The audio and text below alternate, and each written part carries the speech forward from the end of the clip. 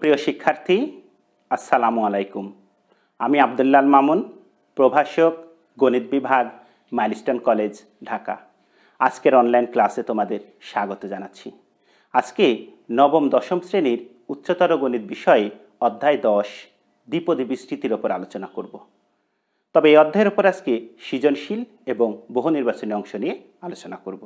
তাহলে সবাই খাতা, কলম, ক্যালকুলেটর এই তিনটা জিনিস নিয়ে দ্রুত বসে যাও। তাহলে আজকের আলোচনা শুরু করি। দেখো, একটি সৃজনশীল কোশ্চেন এখানে উঠিয়ে রেখেছি। a plus bx whole to the power n, এটি একটি বীজগাণিতিক রাশি। ক number, a equal to 1, b equal to 2 এবং n ইকুয়াল টু 5। তাহলে প্যাসকেলের ত্রিভুজ ব্যবহার করে রাশিটির বিস্তৃতি নির্ণয় করব। তাহলে অঙ্কটি শুরু করি। ক, তাহলে প্রদত্ত রাশি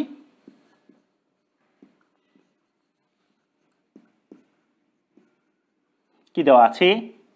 a plus bx whole to the power n, এটা আমাদের প্রদত্ত রাশি। তাহলে কতে a সমান 1। এখন a equal to 1, b equal to 2 এবং n ইকুয়াল টু 5 বসিয়ে, তাহলে 5 বসিয়ে রাশিটি কি হবে? বসিয়ে পাই। তাহলে a plus B X whole to the power n equal to কি লিখতে পারি? এর মান বসাও 1, b এর মান 2, x whole to the power 5। এইটা আমাদের এখন একটি রাশি, এর বিস্তৃতি। তাহলে দেখো, প্যাসকেলের ত্রিভুজ ব্যবহার করে পাই। প্যাসকেলের ত্রিভুজ ব্যবহার করে অথবা প্যাসকেলের ত্রিভুজ হতে পাই। তাহলে প্যাসকেলের ত্রিভুজটা কেমন ছিল? প্রথমটা 1, তারপরে 1 1, তারপরে 1 এই দুটার যোগফল 2 1, 1 এই দুটির যোগফল 3 3 1, 1 এই দুটির যোগফল 4 6 4 1, 1 এই দুটির যোগফল 5 10 10 5 1। তাহলে দেখো, যখন ঘাত 0 তখন 1 পেয়েছি, ঘাত 1 এর জন্য এটা, 2 এর জন্য এটা, 3 এর জন্য এটা, 4 এর জন্য এটা, 5 এর জন্য এটা। তাহলে ঘাত n 5। তাহলে এই পর্যন্ত আমরা রাখবো। অতএব বিস্তৃতিটা কি হবে সেটা লেখো।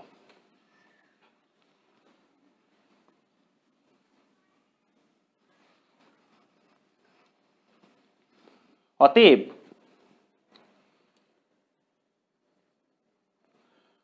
1 plus 2x whole to the power 5 এর বিস্তৃতি,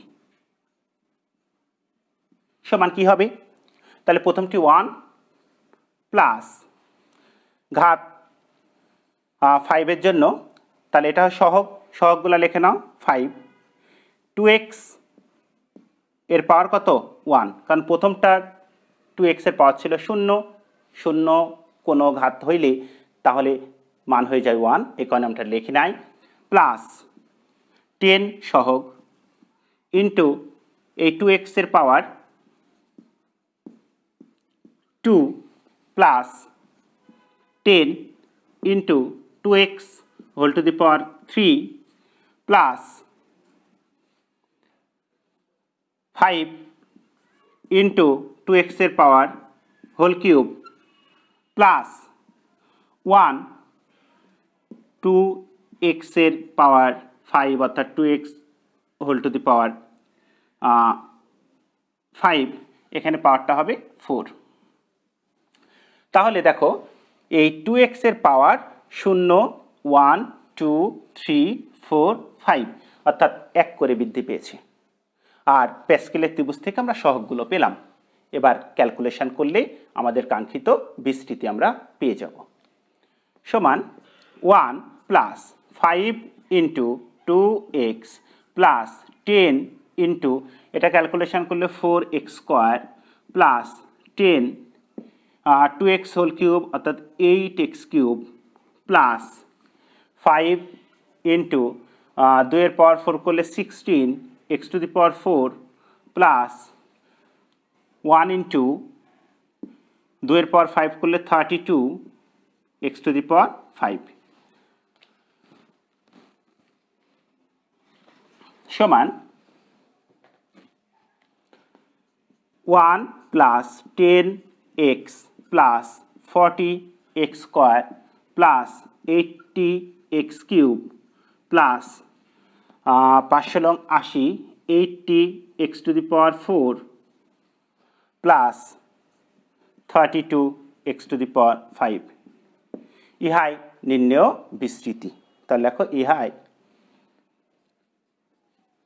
ইহাই নির্ণেয় বিস্তৃতি।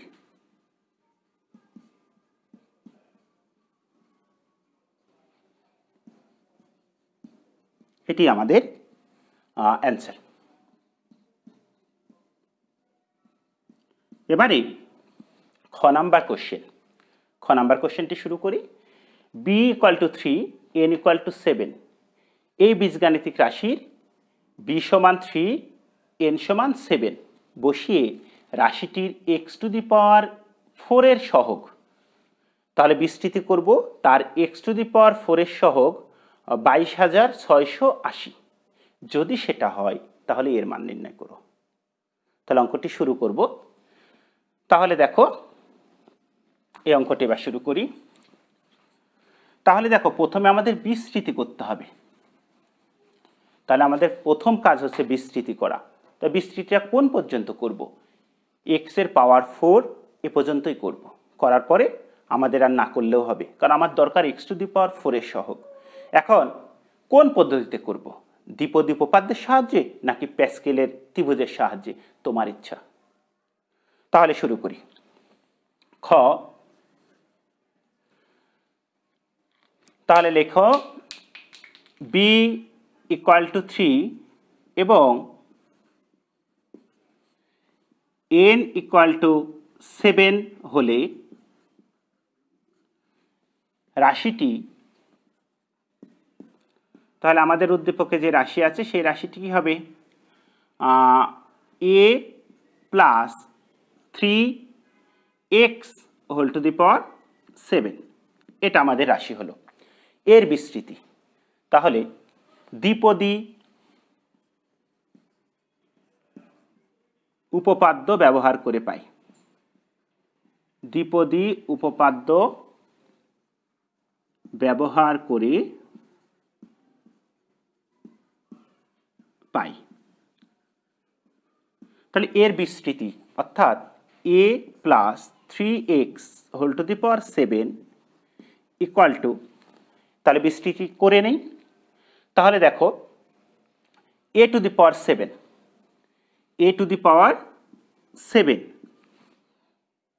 তারপরে প্লাস nc1 অর্থাৎ 7c1। তাহলে এই প্রথমটার প্রথম পদের পাওয়ার কত হবে? 7 - 1। দ্বিতীয় পদের অর্থাৎ 3x এর পাওয়ার হবে 1। তাহলে দেখো এর পাওয়ার হলো 6, এর পাওয়ার 1, এই দুইটার যোগফল n এর সমান অর্থাৎ এই 7 এর সমান। এই দুইটার ঘাত সংখ্যার যোগফল এই বীজগাণিতিক রাশির ঘাত সংখ্যার সমান। প্রত্যেকটা পদে তাই হয়। আমরা দ্বিপদী উপপাদ্যটা প্রথম লেকচার থেকে শিখেছি, তাই আমি সরাসরি অঙ্কটা করছি। প্লাস 7c2 ইন্টু প্রথম পদের পাওয়ার 7 - 2, দ্বিতীয় পদের পাওয়ার 3x হোল স্কোয়ার। এখানেও দেখো এখানে এর পাওয়ার 5 আর এটার পাওয়ার হচ্ছে 2, তাহলে 5 + 2 অর্থাৎ এই পাওয়ারটা 7 মিলাতে হয়। প্লাস 7c3 এর পাওয়ার 7 - 3, b এর পাওয়ার অর্থাৎ 3x এর পাওয়ার, তাহলে কত হবে? 3 প্লাস 7c4 এর পাওয়ার 7 - 4, 3x এর পাওয়ার কত হবে? 3x whole to the power 4 কারণ এটার পাওয়ার হচ্ছে 3, তাহলে এর পাওয়ার 4, দুইটার যোগফল হচ্ছে 7।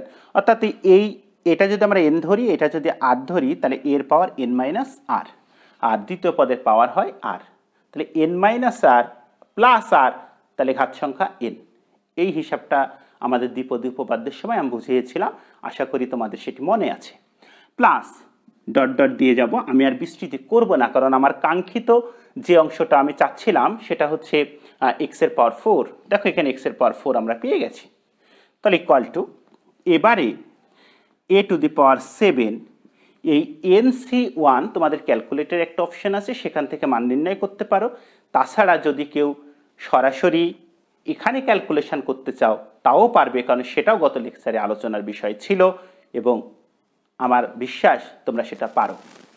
তাহলে যদি আমরা ক্যালকুলেটর থেকে 7C1 করি, তাহলে এটা মান পাবো 7 ইন্টু এর পাওয়ার 6 ইন্টু 3x প্লাস 7C2। এই 7C2 ক্যালকুলেশন করলে আমরা পাবো 21, তাহলে 21 এর পাওয়ার 5, 3x হোল স্কোয়ার অর্থাৎ 9x স্কোয়ার প্লাস 7C3, এটা ক্যালকুলেশন করে আমরা পাবো 35 into a two the power 4, 3 এর পাওয়ার 3 করলে 27x কিউব প্লাস 7C4, সেটাও হবে 35 এর পাওয়ার 3, 3 টু দি পাওয়ার 4 অর্থাৎ 81x two the power 4 into 81x two the power 4 plus dot dot dot সমান a two the power 7 plus 21 গুণ করে দাও, 21 a two the power 6 into x plus 9 দিয়ে এটা গুণ করো, 9 কে 9, 9 দুগুণ 18 a two the power 5 x square plus, এবার একটু ক্যালকুলেটর নাও, ক্যালকুলেটর যদি নাও তাহলে হবে 35 ইন্টু 27, 35 ইন্টু 27, তাহলে 945 a two the power 4 x cube plus 35 into 81, 35 into 81, 2835 a to the power a cube into x to the power 4 plus dot dot dot। তাহলে আমাদের question ছিল এই x to the power x এর সহগ, তাহলে x to the power x এর সহগ কতটুকু? দেখো x to the power x এর সহগ এই অংশটুকু, চিহ্ন সহ সবসময় চিন্তা করবে, যেহেতু প্লাস চিহ্ন আছে তাহলে তো কোনো সমস্যা নেই। তাহলে সত্যানুসারে একটু লিখে নাও, অতএব সত্যানুসারে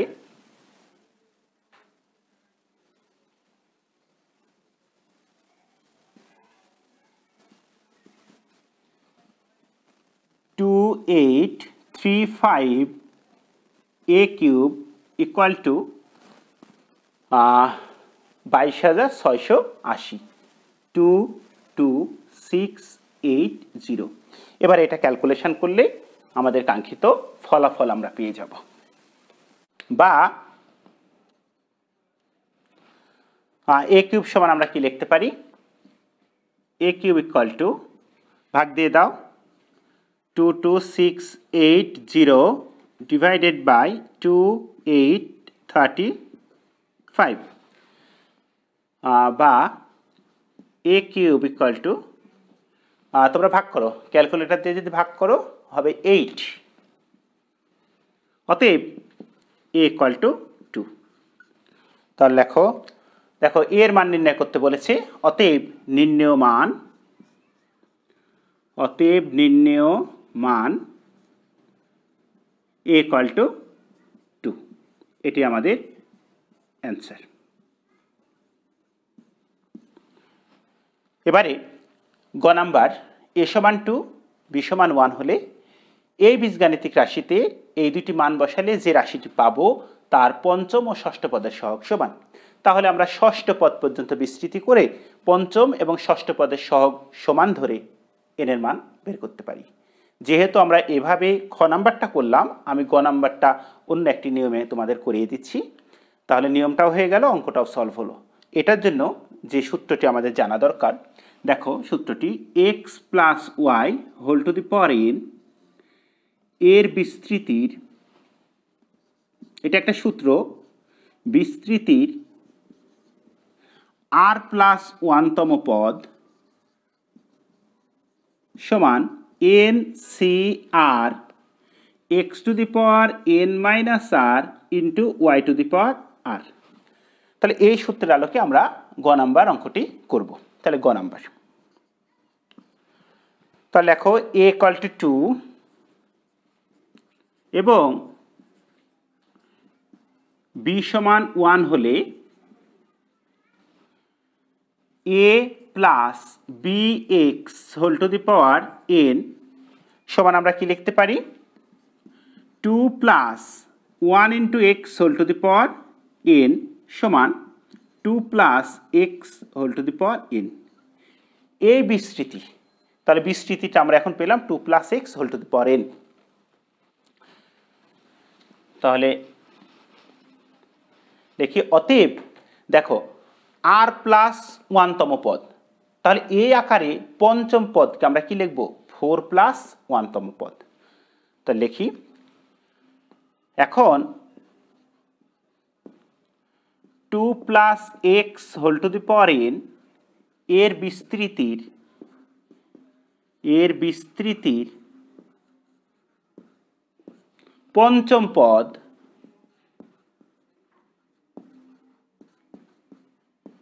বা 4 প্লাস 1তম পদ সমান, তাহলে দেখো NCR, তাহলে 4 এটা হচ্ছে r এর মান, আর এখানেও n আছে, তাহলে NC4 ইন্টু প্রথম পদ দ্বিপদী রাশির প্রথম পদ তার পাওয়ার n মাইনাস r। তাহলে এখানে প্রথম পদ কত, 2 এর পাওয়ার n মাইনাস 4 ইন্টু দ্বিতীয় পদের পাওয়ার r। তাহলে এখানে দ্বিতীয় পদ x এর পাওয়ার r অর্থাৎ 4 এবং ষষ্ঠ পদ, তাহলে ষষ্ঠ পদ বা 5 প্লাস 1তম পদ সমান NC5 2 to the power n minus 5 into x to the power 5। তাহলে এই দুইটি পদের সহগ সমান, দেখো এই দুটি পদের সহগ, তাহলে এই দুইটি পদের সহগ, তার মানে এতটুকু আর এতটুকুই সমান। তাহলে সত্যানুসারে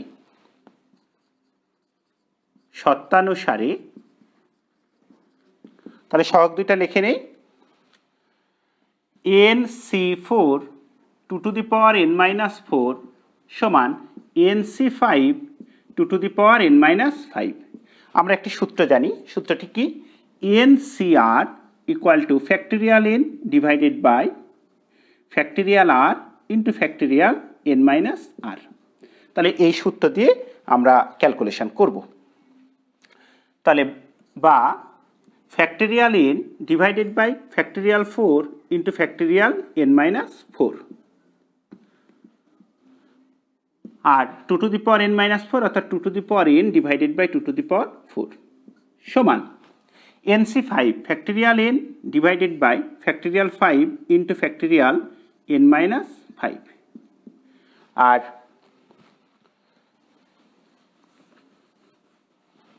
2 to the power n minus 5 অর্থাৎ 2 to the power n divided by 2 to the power 5।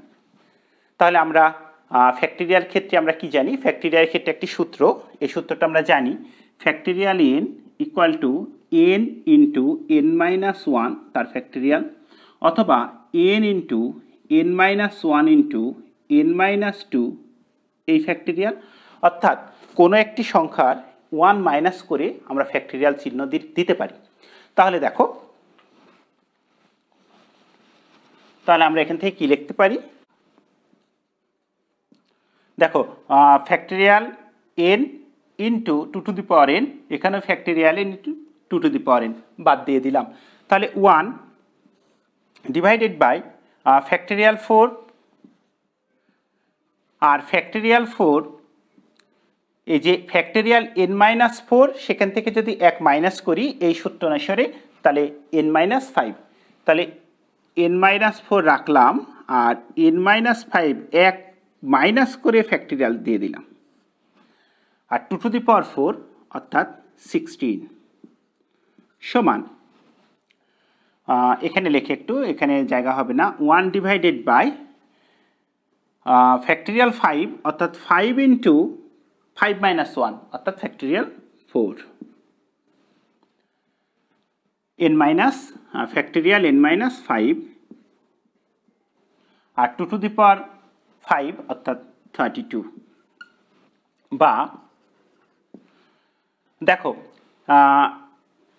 এখানে আমরা কেটে দেই ফ্যাক্টরিয়াল 4 আর ফ্যাক্টরিয়াল n-5 ফ্যাক্টরিয়াল n-5 16 দিয়ে যদি আমরা একে কাটি 2, তাহলে এভাবে আমরা উভয় পক্ষে হরে কাটতে পারি, অথবা সাইড নোট দিতে পারো। কি হলো দেখো তো, উভয় পক্ষকে ফ্যাক্টরিয়াল n ইন্টু না, উভয় পক্ষকে factorial 4 into factorial n-5 into 16 দ্বারা গুণ করেছি, এটা দ্বারা গুণ করেছি উভয় পক্ষে, সাইড নোট না দিলেও হবে। তাহলে এটার সমান আমরা কি লিখব,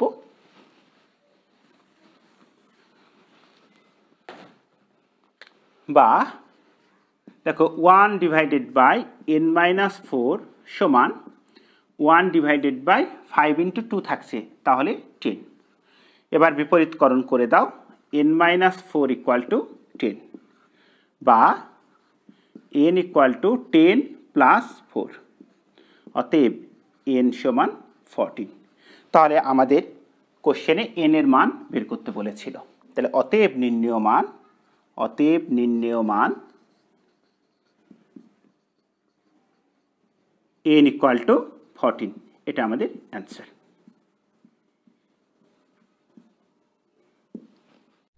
শিক্ষার্থী, এবার আমি বহু নির্বাচনী অংশ নিয়ে আলোচনা করব।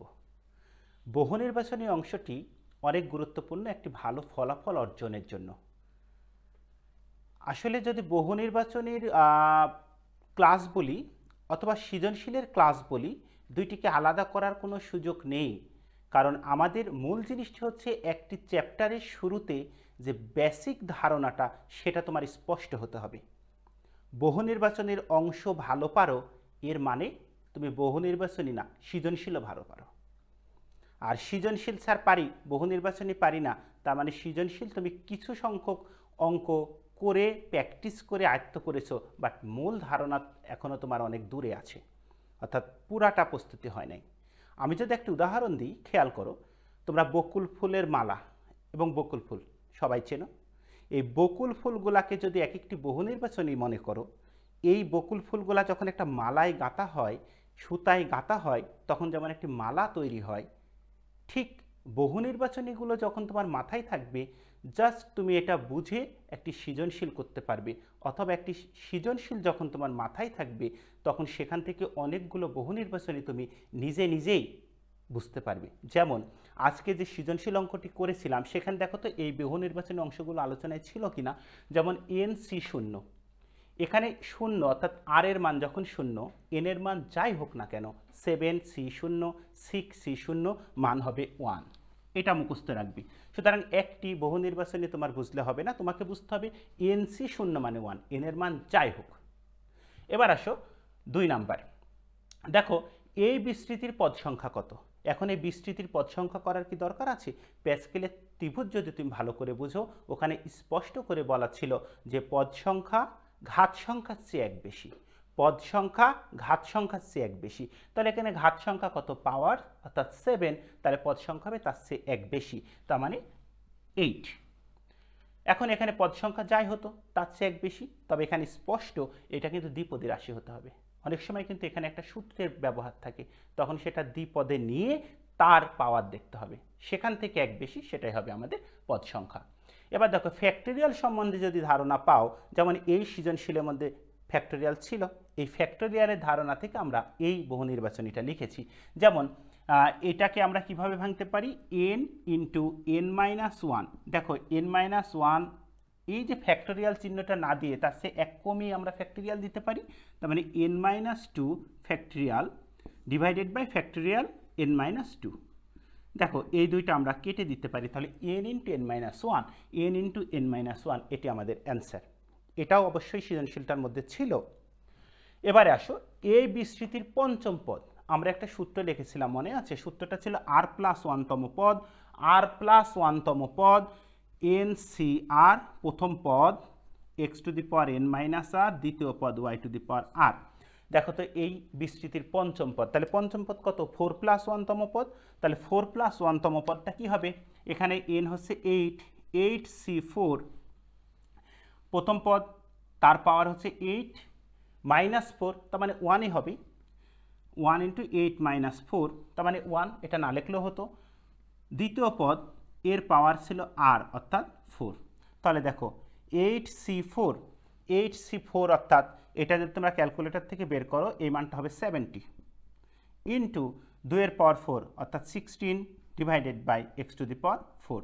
তাহলে এটা গুণ করলে পেয়ে যাচ্ছি আমরা 0, 6 7 42 2, 7 1 7 8 4 11 divided by x to the power 4। তাহলে এটা কোথায় আছে সেটাই হবে অ্যান্সার। তার মানে তুমি এই সূত্রটা যদি পারো, সেখান থেকে এক্স বর্জিত পদের মান অথবা এক্স মুক্ত পদের মান অথবা যে কোনো পদ অথবা যে কোনো পদের মান বের করতে পারবে। শুধুমাত্র এই সূত্রটা সম্বন্ধে তোমার একটা ভালো ধারণা থাকতে হবে। তাহলে দেখো 5 নাম্বারটা, এই বিস্তৃতিতে এক্স মুক্ত পদের মান। তাহলে এক্স মুক্ত পদের মান, তাহলে ধরে নিলাম আর প্লাস ওয়ানতম পদই এক্স মুক্ত পদ, আর প্লাস ওয়ানতম পদই এক্স মুক্ত পদ। তাহলে এই বিস্তৃতির আর প্লাস ওয়ানতম পদ কি? তাহলে আর প্লাস ওয়ান, তার মানে এর আর প্লাস ওয়ানতম পদ এই সূত্র থেকে লিখি। তাহলে এন, এখানে এন হচ্ছে 4 সি আর, প্রথমটার পাওয়ার অর্থাৎ এক্স স্কোয়ারের পাওয়ার এন মাইনাস আর অর্থাৎ 4 মাইনাস আর। দ্বিতীয় পদের পাওয়ার, দ্বিতীয় পদ কত? 1 বাই এক্স স্কোয়ার, দ্বিতীয় পদের পাওয়ার হচ্ছে আর। তাহলে এটাকে যদি আমরা ক্যালকুলেশন করি, এটা আমরা একটু ক্যালকুলেশন করি এই অংশটুকু, তাহলে দেখো কি হচ্ছে, সমান 4cr, এটা আমরা এভাবে লিখি, সমান ইন্টু এক্সের পাওয়ার গুণ করে দাও 8 minus 2r, 1 divided by x to the power 2r, power গুণ, সমান 4cr। দেখো এখানে পাওয়ার যখন ভাগ আকারে থাকে তখন পাওয়ার কি হয়ে যায়? মাইনাস, সূচকের সূত্র অনুসারে। তাহলে x to the power 8 minus 2r আর এই মাইনাস 2r অর্থাৎ মাইনাস 4r। এক্স বর্জিত অর্থাৎ এক্স থাকবে না, অথবা এক্স মুক্ত, একই কথা। তাহলে এই যে পাওয়ার, এই পাওয়ার যখন শূন্য হয়ে যায় তখন এক্সের মান হয়ে যায় 1, তাহলে সেই পদটি হয় এক্স বর্জিত। তাহলে এই পাওয়ার অর্থাৎ 8 মাইনাস 4r সমান 0, অতএব আর সমান 2। তাহলে আর সমান 2, তাহলে এক্স বর্জিত পদ কোনটা ধরেছিলাম? আর প্লাস ওয়ানতম পদ। যদি বলতো কততম পদ এক্স বর্জিত, তাহলে আর প্লাস ওয়ান অর্থাৎ তৃতীয় পদ এক্স বর্জিত। কিন্তু এখানে বলেছে এক্স মুক্ত বা এক্স বর্জিত পদের মান, তাহলে এক্স বর্জিত পদের মান এই এতটুকু, অর্থাৎ 4c আর এর মান 2। তাহলে এটা ক্যালকুলেশন করো, 4c2 মানে হবে 6। তাহলে এখানে আমাদের যে অপশান আছে সেখানে দেখো 6, এটা আমাদের কারেক্ট অ্যান্সার। এইভাবে একটি সৃজনশীল থেকে তোমরা নিজেরা বহু নির্বাচনী বের করবে, ওই রিলেটেড ওই সৃজনশীলের সাথে সম্পর্কিত বহু নির্বাচনী তৈরি করবে। একটি চ্যাপ্টার থেকে কয়েকটি বহু নির্বাচনী লিখে নেবে, প্রথমে সূত্রগুলা লিখে নেবে, এভাবে সাজিয়ে আজকে থেকেই বহু নির্বাচনী প্র্যাকটিস শুরু করবে। সবাই ভালো থেকো, আল্লাহ হাফেজ।